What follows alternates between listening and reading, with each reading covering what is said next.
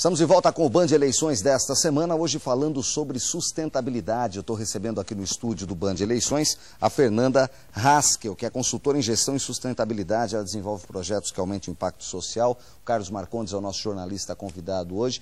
E a gente falava dessa questão de geração de emprego e renda junto à sustentabilidade. Talvez esse seja o caminho para se atingir os adultos, além da educação que a gente falava para as crianças, porque ninguém faz nada de graça nesse mundo capitalista, né, Fernanda?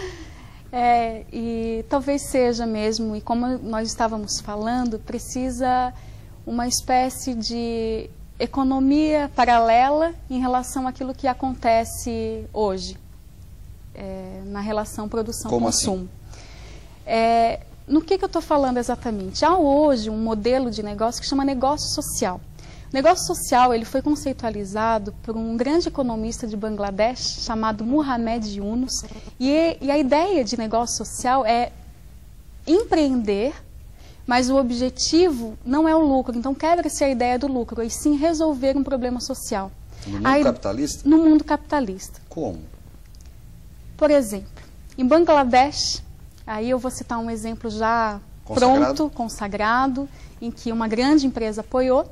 Tinha um problema de nutrição entre as crianças. Montou-se uma fábrica de iogurte, onde os nutrientes necessários para a nutrição daquelas crianças iriam ser supridos, e todo o produto era vendido a um preço de pagar os custos operacionais e o lucro não era gerado.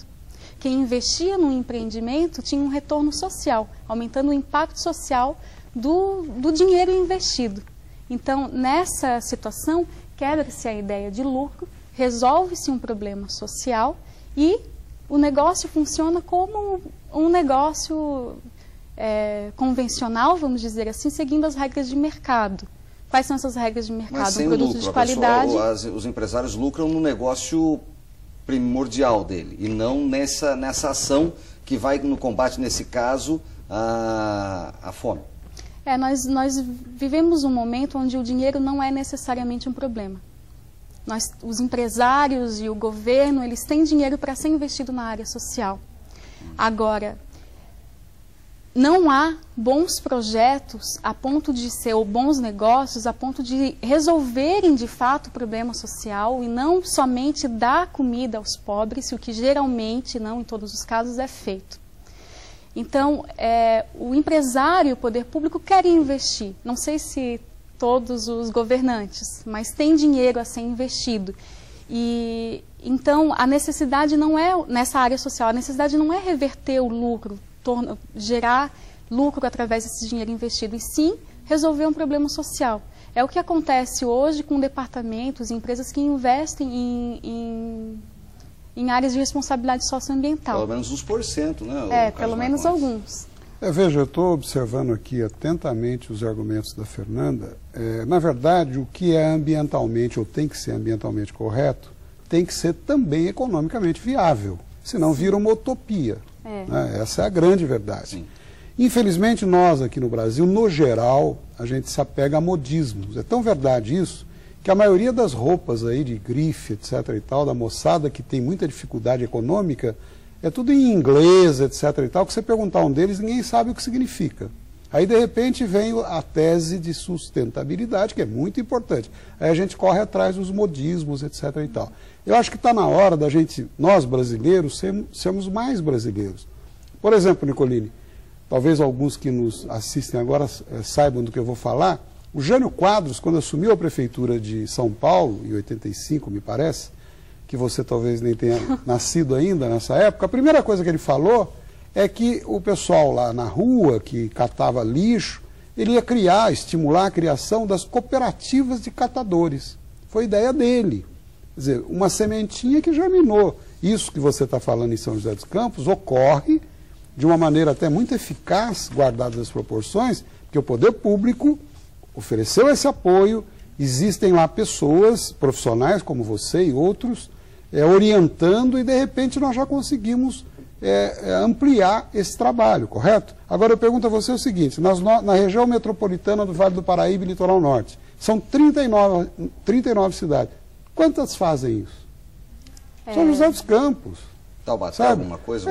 Coisinha empírica, Pindamonhangaba, é mais factoide. Agora vai passar o catatreco, a dona de casa espere na porta.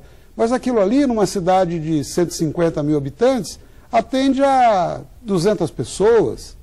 Então, eu acho que está na hora da gente levar a coisa mais a sério. Né? Não ficar nas teses todas muito bonitas de serem defendidas, mas na prática não acontece nada.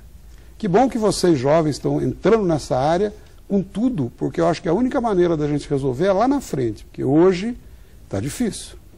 É verdade, Marcondes, eu concordo com você e realmente as ações acontecem de formas isoladas, o que efetivamente não resolve o problema. Como eu iria concluir, a cooperativa de catadores, ela pode se tornar um negócio social, mas ela precisa de fato acontecer com um planejamento, sem dúvida, estruturado e considerando todas as variáveis nesse planejamento. E isso inclui, sem dúvida, uma visão da cidade como um todo. Não é um catador de reciclável que não tem outra alternativa de renda e sai procurando coisas para vender no lixo das pessoas que vai resolver o problema. Precisa de um planejamento estruturado, inclusive esse é o problema, de logística, a estruturação da operação, de como recolher de forma adequada todo o material, todo o lixo e como vender, para quem vender, como fazer. Realmente é o poder público que faz a diferença. Me permita, Fernanda, eu acho que nós estamos, Nicolino, tão distantes dessa realidade que se você pegar todos os programas dos candidatos a prefeito das cidades, praticamente você não vai ver nada sobre isso. E é por isso que foi feito um compromisso em algumas cidades. Nós vamos falar sobre isso, para ver se os futuros governantes, pelo menos, tenham a responsabilidade de não esquecer desse tema depois das vitórias nas urnas. Mais um intervalo no Band Eleições, nós voltamos já, não sai daí.